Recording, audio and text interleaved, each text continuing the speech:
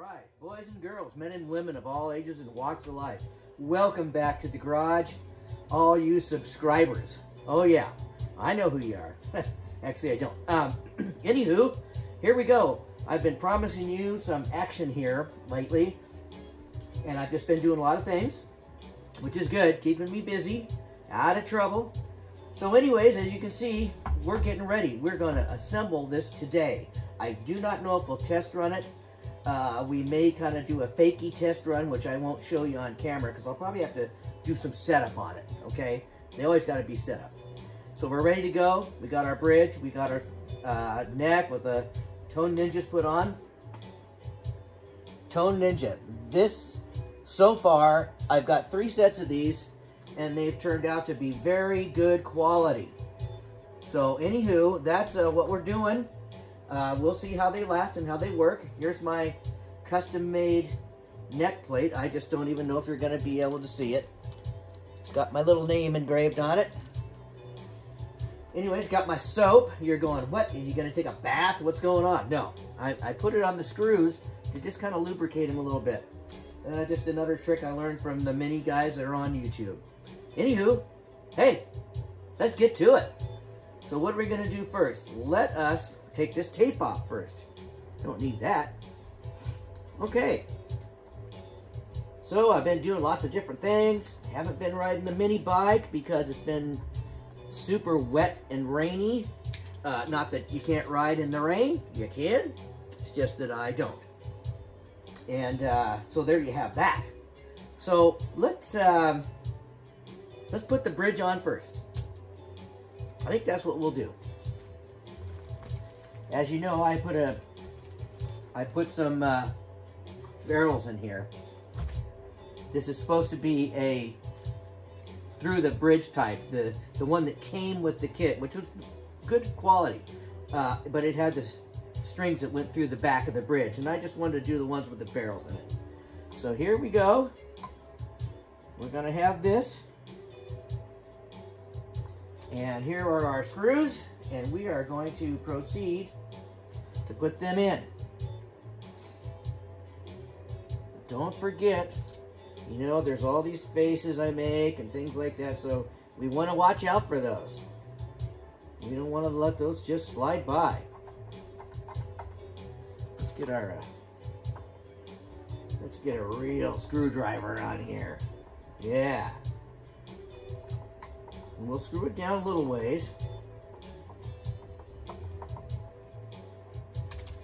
Get all the screws in there.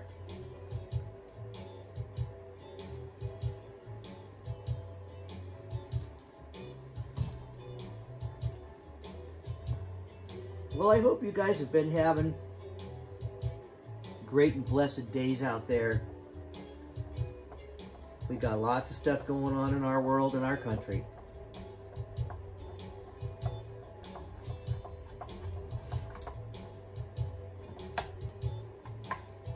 Hopefully everything is going to work out for the best. And that's all we can really hope for. We can't force things. We're in America. We try our best to do things the just and righteous way.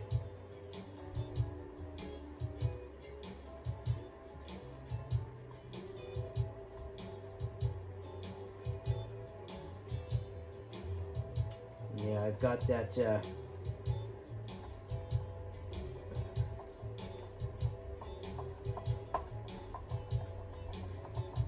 the wire coming up that has to be attached here. Okay, there we go. That goes as a grounding, an extra grounding thing from down in here. So everything stays all grounded and doesn't make a bunch of bad noises. Hopefully. Hopefully I didn't kill it by screwing it in here. Because it had to. Alright, I think that's pretty good. Bridge is on. And I screwed down the pick guard. What kind of a goof would do that? All right. See, this is what you got to look forward to when you're old. And you don't pay good enough attention.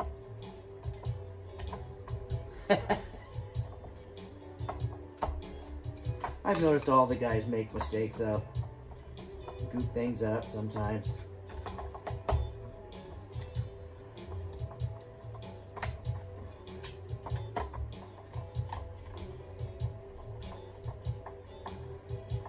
I did have to mess around with the pick guard to get it to work properly. And actually, okay, I think they're on there good. All right, there's that. It's on. So we can start putting the rest of our screws in for our pick guard and our control plate.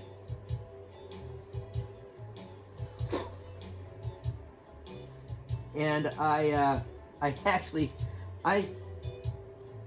made a wiring video yesterday. You guys have been screaming for a wiring video. And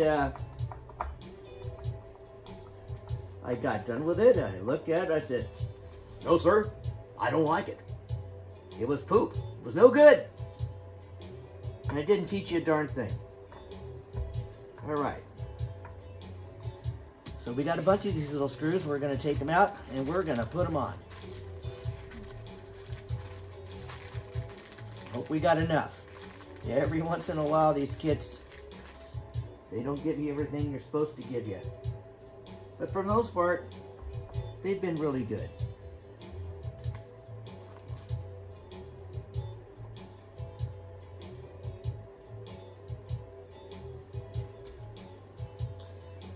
So what have you guys been doing? Been building lots of guitars?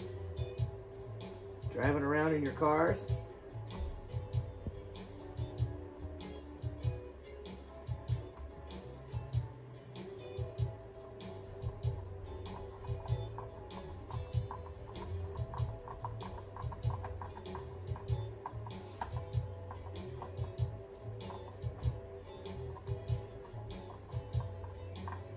As you can see, I've got a few projects here kind of starting to come together. This one's been kind of rough. This PRS copy kit.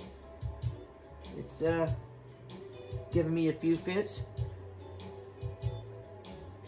And that's, you know, of course, something I did. It's not the kit. Well, you know, sometimes it kind of is. There's always something with these kits. I mean, they're made in the foreign country, and they're just not perfect. They almost always use multiple layers of wood, multiple pieces, should I say. Now this one's got a flame maple top, and for the most part, it's pretty nice. But it had a couple of really bad spots on it where, you know, like the one I showed you. I mean, like that right there, that's never going to look right. Just because of the fact that you can't stain that piece. It was obviously, there was a flaw in the wood or something, and they filled it. I don't know what they filled it with, but whatever it was, you can't stain it. And you can't just dig it out of there. You know, I'm just not that great at all this woodwork yet. I try. And you know, it's with, and the less expensive kits that you get, the more you're going to run into that. There's a company, their name I will not mention. They're a fine company. There's just nothing wrong with them. I've talked about them before. And for the most part, their stuff's been pretty good. But, you know, instead of a two-piece body, which is, you know, 2 pieces of wood, you know, I've gotten stuff from them that are 4 different pieces. And, you know, that's really not necessary, but that's the way the artists save money. If you want a really good kit, you've got to go to, like, Solo Guitars, or higher end, like Stu Mac, or something like that. But they're almost as expensive as buying a inexpensive like a Squier or any of the other, the Glaries or any of those, or the Harley Bentons. You know, so I don't want to buy guitars. I've got enough guitars. I'm building them, goofing around, having fun, trying to do something that I've never done before. And so far, most of them have turned out pretty well.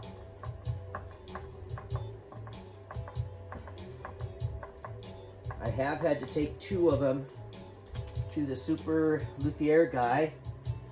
That's really good. Just because of the fact that I couldn't get them set up just as good as I wanted them to. And, you know, that's a big part of having a decent guitar. And, you know, a lot of that is just me being kind of, I don't know, scaredy cat about doing stuff. And, you know, it was mostly doing the nuts on them. Because I get to a point and I'm just not all that great at nut filing and all that good stuff yet. I'm working on it. Come on, guys. But still.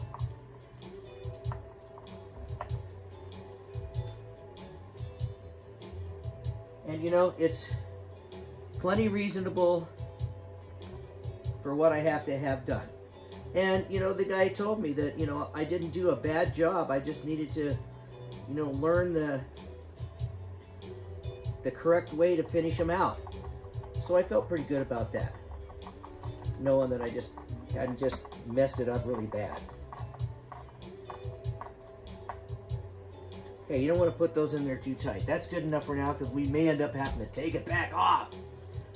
Shoot. All right, let's see what we got here. I think we're going to put the neck on. Now, so far, every single Fender style guitar I have built, I have had to put a shim in the neck. Every one of them. So I'm just going to go ahead and put one in now. And if I don't need it, I can always take it back out. You don't glue them in or anything, so it's not a big deal. Ha ha! There it is. Look at those tuners. They are nice. But you know what? I was listening to some guys talk about neck dive, like you get on your Gibsons and your SGs and stuff, where the neck wants to go like that when you're holding it, because it's heavier up here. And that is true. You don't realize how heavy these things are compared to the little inexpensive ones they put in the kits. It's not that they're bad, it's just that I love locking tuners. Sorry, Dan at Guns and Guitars, I love locking tuners. Like I've said before, I've got them on all my stuff. All right, here we go.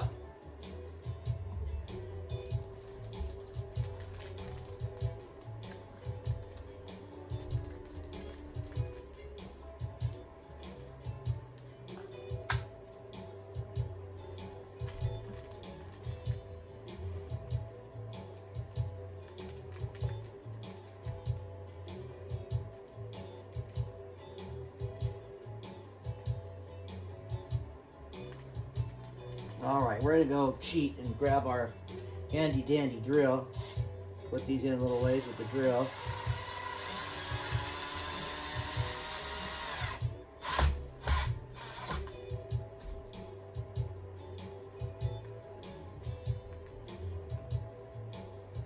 All right. And like we used to do with our cars in the good old days, like I've told you before, we go edge to edge to edge to edge. I know that doesn't make any sense, but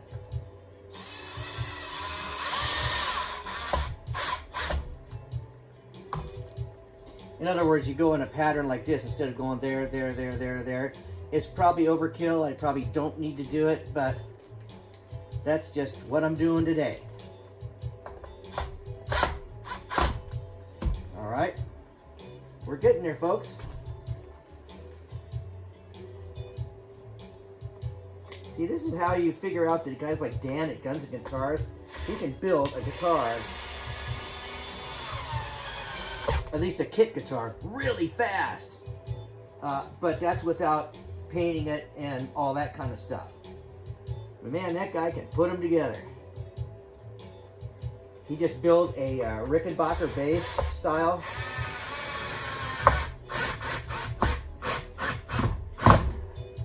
And it is fantastic.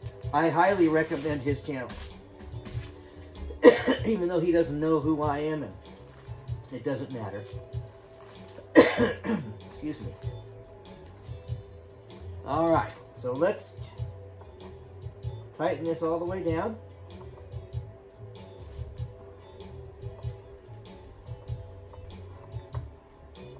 Yeah, you know, some of these guys you watch, there's certain things, like they don't ever use a drill on these neck screws. They only use a screwdriver. I don't know the theory. I don't think it's bad. I guess maybe they feel you can over tighten them or something along those lines. I'm not sure. And some of the guys talk about how they've broken screws off trying to get them too tight. Now on these little ones, these little cheapy ones, I can see that.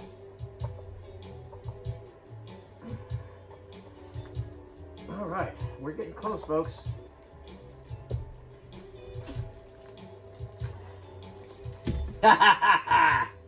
Check it out, man. Woohoo! My vintage, well-used, but not abused Duosonic from 1961. Bought new, the guy still owns it. The guy just kind of happens to look like me. At least that's the story, and I'm sticking to it. Putting our soap away. All right, so what's next? Well, we've got a graphite nut, and I'm sure it's not correct right now. It's gonna need lots of finessing. It might be too small, and I might have to use one of the other ones I bought, because I've wrecked about 4 or 5 nuts so far. I did do as good a fret job as I could get done on this. It's certainly not perfect. It's not polished or anything. That's kind of why I'm setting it up right now. And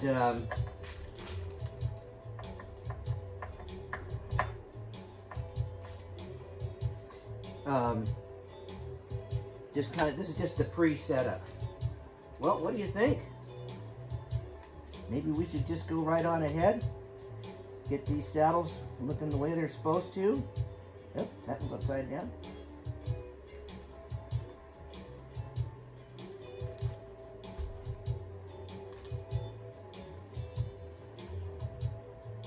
Okay.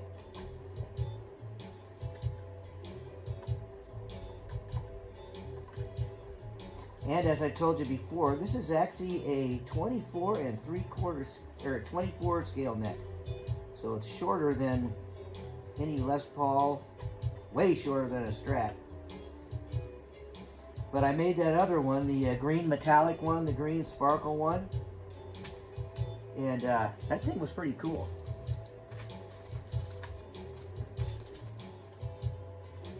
Here's the little Allen key you've got to have to adjust these guys.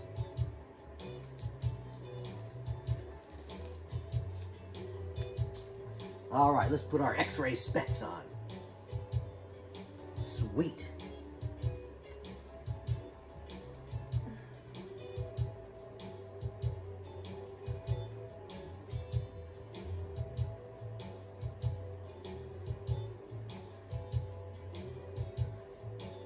I sure hope this bridge works out, because I was told it was super quality.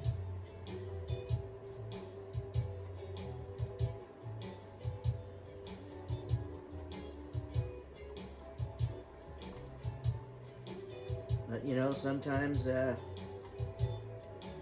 just get told stuff and it isn't the exact case. Those are not bad. That one needs to come up a little bit, I think. Or this go down.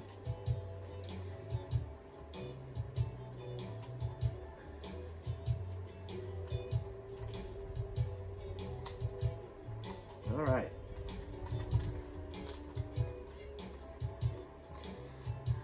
All right, here we go. Let's just go ahead and get with it. I guess we can just stick these on there for now too. These are not going to be the end ones. They're going to have regular, the little black top hat knobs that came with the Duosonic in the old days. And I've kept all the stock electronics on this one. I actually, like when I said I did that wiring video, I actually put a pair of Hot Rails in here. Like these guys. But I got to thinking about it, and since I'm going to build another one similar to this, I'll hot rod that one. This one I want to be like a stock guitar. And I tested these pickups, and they're just like a real standard Fender output. So, like I said, the other one that I put together, heck, that thing sounded great. So, you know, we're just going to go with it.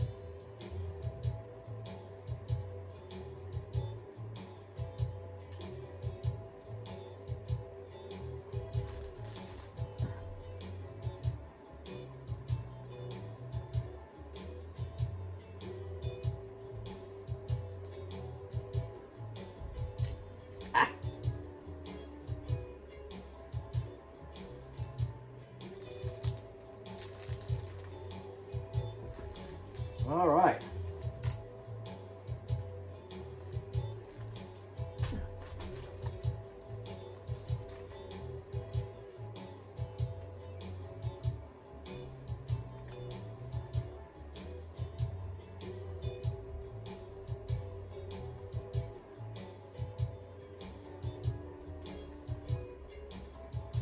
Now here's something I should have done beforehand, was line these all up.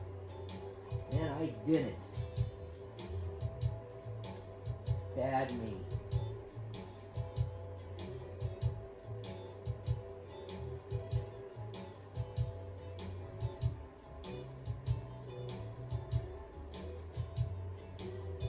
Yeah, that one's good. That one's good.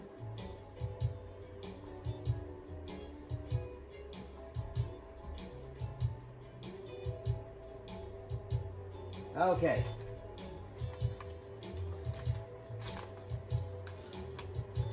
And like a lot of the guys, I kind of go da-da-da-da-da. I don't just put all the little, I just don't go in a row. I don't know why that's supposed to be significant, but seems to be one of the things that people do. So I'm a good American. I just follow orders.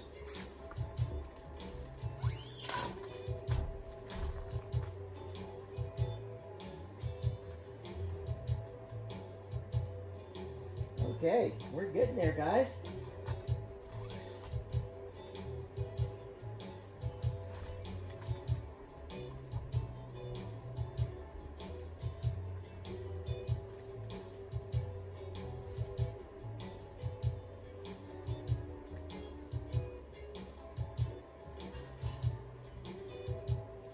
All right.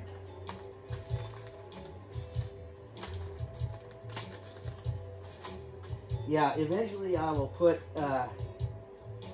10s, and I might even move up to 11s on this, because these are that shorter scale makes them really easy to bend and stuff like that. So it's not like they're real hard to bend. You know, I'm not Stevie Ray.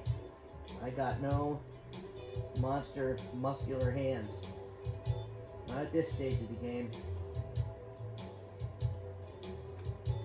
In fact, you know what? I never was Stevie Ray. What an incredibly talented individual he was, eh? Yeah, this thing is way too high. I can tell. Well, let's just put it together so you guys will see that we got her going.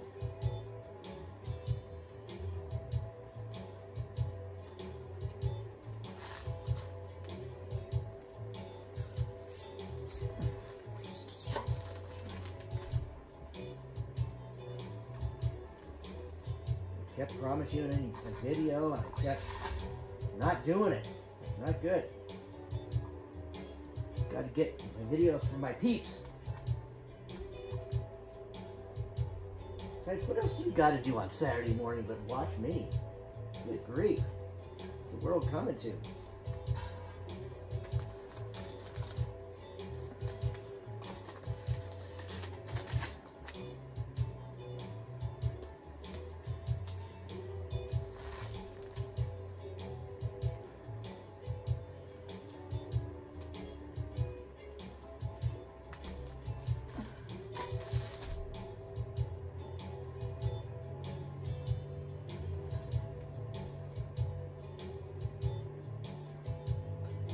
Sounds like somebody's in my driveway. Maybe not. Maybe it's a plane. Or it's next door with some of their shenanigans they got going on over there. I don't know what goes on over there. Maybe I don't want to know.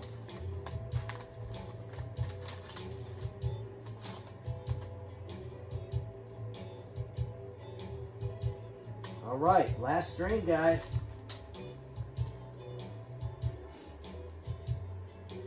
So we'll get this all strung up and take a look at it. And then I will leave you to your coffee and donuts, whatever it is you do on Saturday morning. And I'll take it all back apart, or at least all this kind of stuff, and work on the nut, get her all in good shape. Hopefully. Yeah, it's way up there.